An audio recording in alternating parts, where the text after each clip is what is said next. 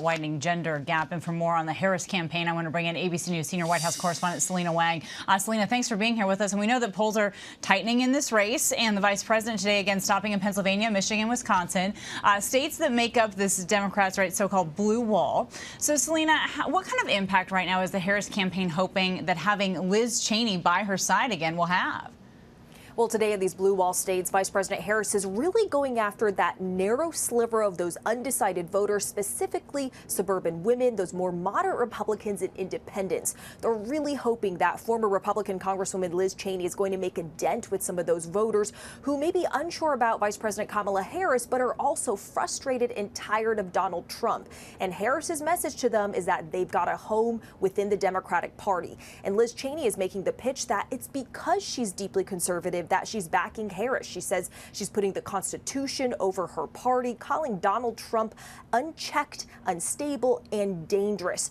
Cheney also had a specific message about abortion for those women in the audience. So back in 2022, Cheney had said that she supported the overturning of Roe versus Wade. But her message today is that even if these voters support even if these voters are anti-abortion rights, her message is that they should still vote for Harris because those abortion bans have now gone too far and are putting women's lives at risk.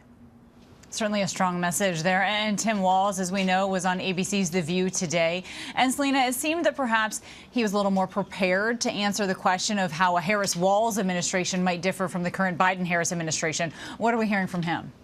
Yeah, it was really interesting because Governor Walz gave a more concrete answer to this question about how Harris would be different from a Biden administration than Harris herself ever has. He specifically said that she is going to be more focused on the care economy and child care, stuff that has not been as much of the focus for the Biden administration. Take a listen to what else he said here. I think she's really leaning into these issues that impact people personally and then doubling down on whether it's housing or child tax credit. Those are pretty big differences, and I don't think that's a pejorative towards it. There were other issues that were being dealt with, and she's her own leader. She's got her own path, a new way forward. And when Harris herself was on The View earlier this month, when she was asked that very question, she said she couldn't think of anything that she would have done differently compared to President Biden. But then 30 minutes later into that interview, she said she would appoint a Republican in her cabinet. But Harris, more recently now, she's tried to draw a little more distance with President Biden, saying that she will be a different president because of who she is, her background, and her policy focus, but still struggling to get really specific and clearly articulate how she'd be different from the president. And I can tell you, I've been talking to some Democrats who say her real vulnerability is on the economy and articulating a clear vision there when so many Americans are frustrated with inflation, even though it has been slowing down, Kana. And Selena, let's talk about some of these election experts that are right now expressing concern for Elon Musk's $1 million raffle, right, for registered voters in swing states who, as Musk puts it, have to sign a petition in support of the Constitution to be eligible. I know that you asked the White House press secretary about that today. What did she say? Yeah, I asked the White House press secretary if she thinks this is appropriate, if the president thinks this is appropriate, at a time when you have some legal experts saying that what Elon Musk is doing is clearly illegal vote buying. She essentially said that they've got to leave it up to the Federal Election Commission. But take a listen to what else she said here.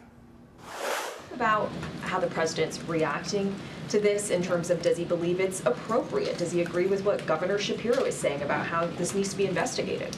I would leave it to Governor Shapiro and the legal authorities to speak to this. I'm just not going to speak to it from here. I would have to leave it to FEC.